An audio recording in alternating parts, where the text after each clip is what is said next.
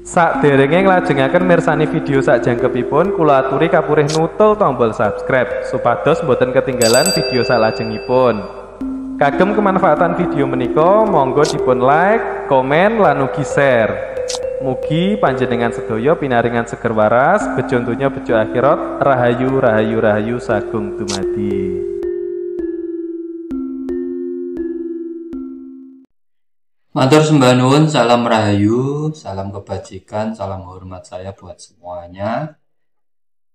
Terima kasih untuk teman-teman yang sudah support dan dukung channel ini. Tetap support dengan like, subscribe, dan share apabila video-video di channel ini bermanfaat dan berkenan di hati panjenengan semuanya.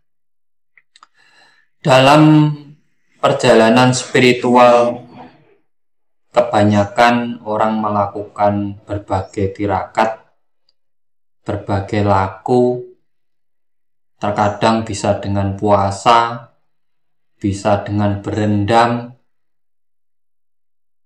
sehingga bagaimana caranya bisa membangkitkan energi-energi spiritual di dalam diri manusia tersebut.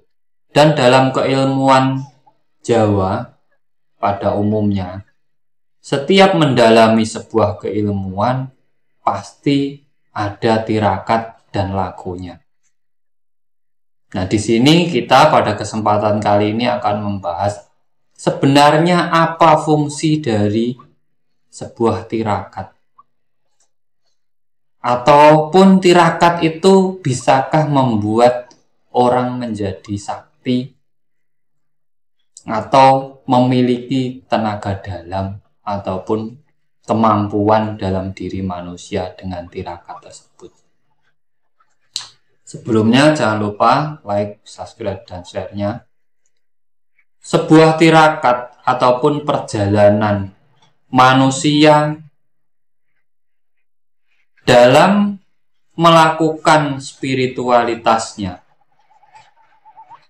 Tirakat di sini adalah membawa diri orang ke dalam titik terendah, ataupun bisa dibilang menyengsarakan diri. Yang seharusnya makan tidak makan, yang seharusnya tidur tidak tidur. Jadi menyengsarakan diri kita sendiri. Nah, fungsi dari tirakat ini sebenarnya di saat orang dalam kondisi tubuhnya tidak merasakan kenyamanan, orang di sini akan bentrok dengan rasanya sendiri. Nah, fungsi dari tirakat itu sendiri adalah untuk menguasai rasa yang ada dalam diri kita sendiri. Kalau bisa dibilang ngolah rasa. Ngolah rasa itu juga bisa. Dan di saat orang dalam kondisi tidak nyaman ataupun dalam kondisi di titik rendah, orang akan lebih cepat bangkit energi-energi spiritualnya. Karena di situ kesadaran dirinya naik. Inilah sebenarnya kenapa setiap keilmuan ataupun spiritual di Jawa itu selalu melakukan dengan tirakat. Entah itu tidak tidur ataupun tidak makan, ataupun dengan puasa kungkum, berendam dalam air, yaitu untuk membawa diri manusia itu ke titik yang rendah, menyengsarakan diri sendiri. Di saat orang sedang dalam kesengsaraannya, sedang dalam peperangannya dengan rasanya sendiri, di saat timbul kesadaran diri, itu akan bangkit energi spiritualitasnya. Bisa dibilang kebangkitan spiritual dalam diri orang tersebut. Sebenarnya tirakat-tirakat ini tidak membuat orang itu sakti. Karena tujuan dari tirakat itu sendiri adalah olah rasa,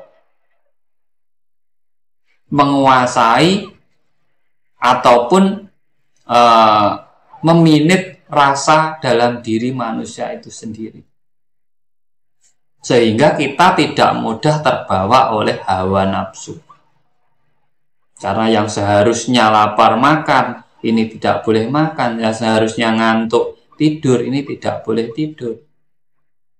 Yang seharusnya kita berpakaian, ini kita harus berendam dalam air. Ya ini sebenarnya adalah metode menguasai rasa dalam diri kita sendiri.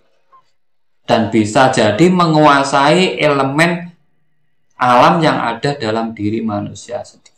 Dari elemen tanah, elemen air, elemen api, elemen udara. Nah ini cara penguasaannya dulu, orang-orang dulu itu, orang-orang yang sangat cerdas, yang pengetahuannya luas ini, membuat metode seperti ini. Dan itu bisa membangkitkan keyakinan ataupun kepercayaan diri dalam seseorang menjalankan laku tersebut. Sehingga tujuan orang yang ingin mendapatkan sesuatu apabila didahului dengan laku tirakat yang bisa disebut menyengsarakan diri, membawa diri dalam titik rendah, ini orang akan lebih yakin dengan tujuannya. Karena modalnya adalah kesadaran diri dari laku tirakatnya ini. Dan tapi apabila efek samping dari tirakat ini yang justru menguasai orang tersebut ataupun orang tersebut tidak bisa menguasai rasanya dalam sebuah tirakat, justru dia akan terbelenggu, akan masuk ke ranah halusinasi. Karena di saat orang di titik terendah, ini antara kesadaran ataupun halusinasi. Angan-angan yang muncul dari rasanya atau kesadaran diri ini yang bisa menguasai rasa. Di saat orang masuknya ke dunia halusinasi, ya mereka akan melihat sesuatu yang mereka tidak lihat. Dan mereka akan merasa sesuatu yang tidak ada dalam dirinya. Tetapi apabila orang masuknya ke ranah kesadaran diri, itu justru orang itu akan lebih paham dengan hidupnya. Karena tujuan dari tirakat sendiri juga mengajarkan orang bahwa gimana rasanya orang hidup dalam kondisi yang tidak nyaman.